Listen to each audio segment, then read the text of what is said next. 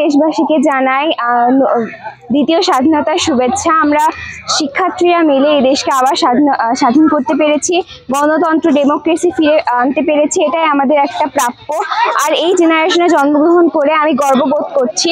আমরা প্রথমে একটা কথা ক্লিয়ার করতে চাই, কোনো শিক্ষার্থীরা দেশের কোনো সম্পদ ধ্বংস করেনি। আমরা যারা সমন্বয়ক আছি তারা এটা একদম ক্লিয়ার করব যে আজ থেকে হিলিতে কোনো ধরনের সম্পদ ধ্বংস হবে না।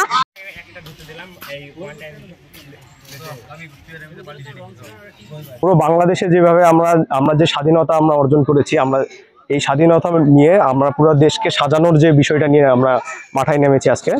আমরা চাচ্ছি যে পুরো দেশে যেভাবে কাজ করতেছে আমাদের স্টুডেন্ট ভাই বোনেরা, তাদের সাথে আমরাও যুক্ত হয়ে আমরা এই আলপনার কাজে নেমেছি। এবং আমাদের এখানে পুরো হিলি থেকে শুরু করে এবং কিছু বাইরেরও মানুষ আসছে, স্টুডেন্টরা, যারা হচ্ছে আমাদেরকে এই কাজে হেল্প করতেছে।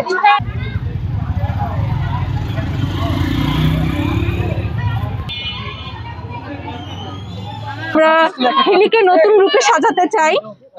হাজার হাজার ভাইরা আমাদের দেশ স্বাধীন করেছে, 2024-এ দেশ স্বাধীন করেছে।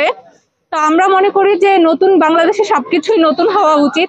এই জন্যই আমরা সবাই ছাত্রছাত্রীরা হিলির যারা আছে তারা উদ্যোগ নিয়েছি দেয়াল অঙ্কন করা, যার জন্যই আমরা এই কর্মসূচিতে নেমেছি।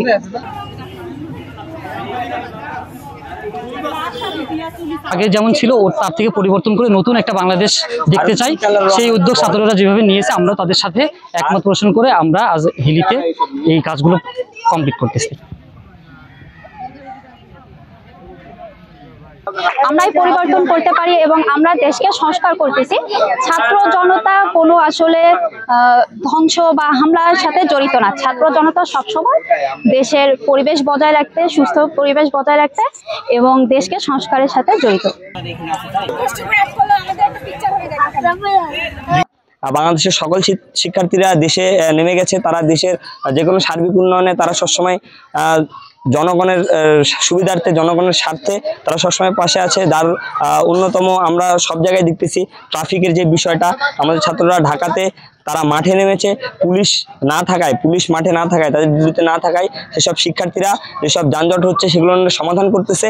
এবং বাজারে যেসব দ্রব্যমূল্যের দাম, কিছু অসাধু ব্যবসায়ীরা যারা বেশি দ্রব্যমূল্যের দাম নিচ্ছে, তাদের সেই বাজারটা তারা মনিটরিং করতেছে। আমরা হিলিতেও এই কাজটি করেছি। গতকালকে আমরা বাজার মনিটরিং করছি। কিছু আমরা মেয়াদ উত্তীর্ণ প্রোডাক্ট পেয়েছি, সেগুলো আমরা তাদেরকে বলছি সেগুলো যেন দোকানের ডিসপ্লেতে না থাকে, সেসব প্রোডাক্ট যেন দোকানের নিচে রাখা হয়।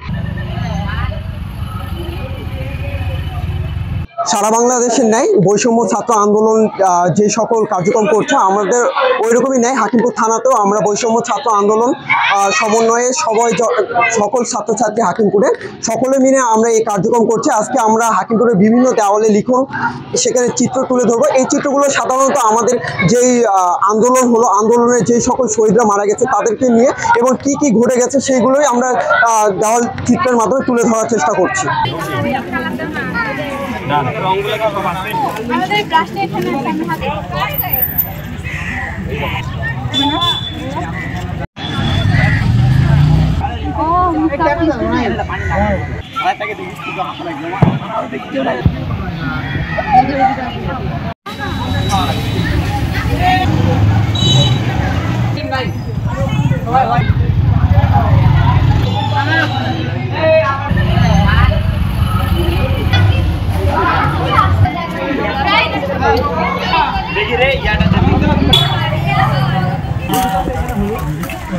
প্রতিবাদী যেগুলো প্রতিচ্ছবি সেগুলো আমরা নাকি তোমার লাগবে না, এত লাগবে না।